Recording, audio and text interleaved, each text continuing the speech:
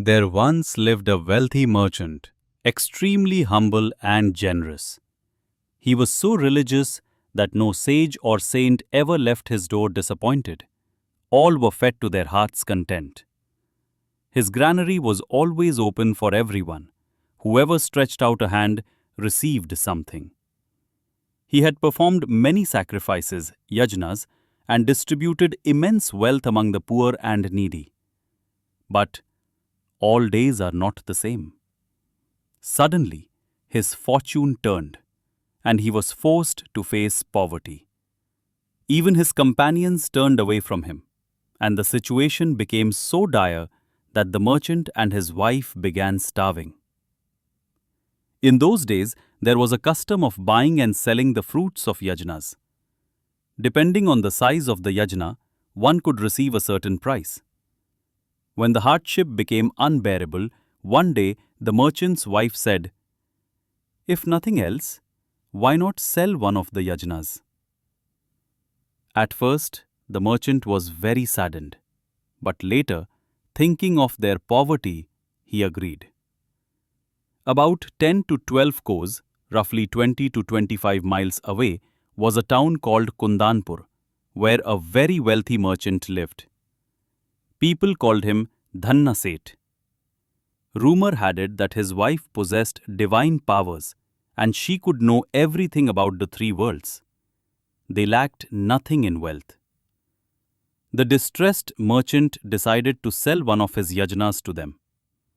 Since it was a long journey, his wife somehow borrowed a little flour from a neighbor and baked 4 thick flatbreads, rotis. She tied them in a cloth and gave them to him for the road. The merchant rose early at dawn and set out for Kundanpur. Since it was summer, he thought, "Before the sun rises high, the more distance I can cover, the better." So he walked quickly. But by the time he had covered half the distance, the heat became so intense that walking was painful. His whole body was drenched in sweat, and hunger gnawed at him. Just then, he spotted a grove of trees and a well. He thought, "It's better to rest here for a while, eat, and then continue." He drew water with a rope and pot, washed his hands and feet, and then sat under a tree with a pot of, "If I feed it one more bread, it might be able to walk again." So he broke another bread into pieces and fed it.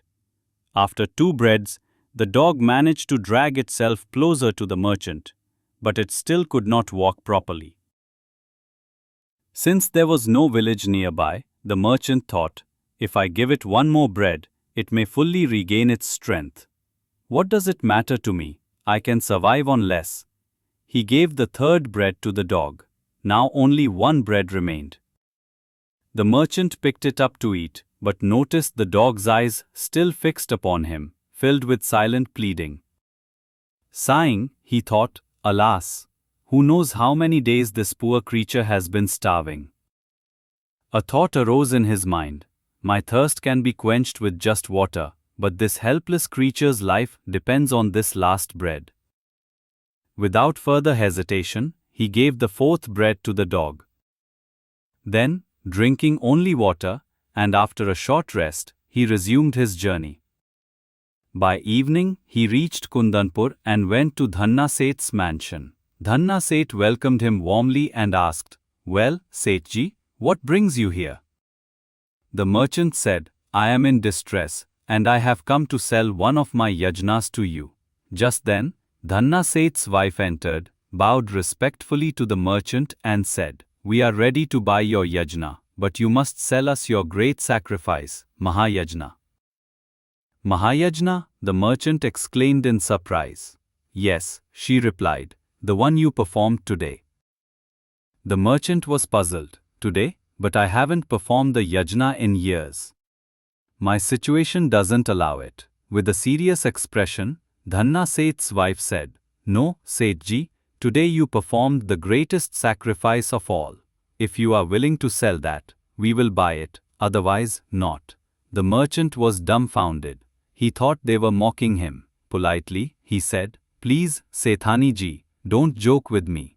I haven't performed any sacrifice for years.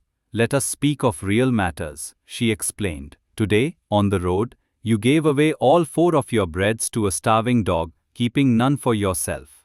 If this is not a Mahayajna, then what is? A yajna performed for fame, with wealth and pomp, is not a true sacrifice. A deed done selflessly, out of compassion, is the real Mahayagna. Are you willing to sell it? The merchant stood stunned. Feeding a hungry creature is a human duty. How can that be called a sacrifice? How can I take a price for that? He said nothing further. Quietly picking up his bundle, he walked out of the mansion. He spent the night hungry in a public rest house in Kundanpur, and the next evening he returned home empty-handed. His wife had been waiting with great hope. Seeing him return without success, she trembled in fear and asked, "Why? Didn't you find Dhanna Seth?" The merchant narrated the entire story. On hearing it, all her sorrow melted away, and her heart filled with joy. Even in adversity, her husband had not abandoned righteousness. She bowed at his feet and said, "Blessed am I to have such a husband." Have patience. God will take care of everything. That night, when darkness spread, she went to light a lamp in the hall. On the way, her foot struck something and she almost fell.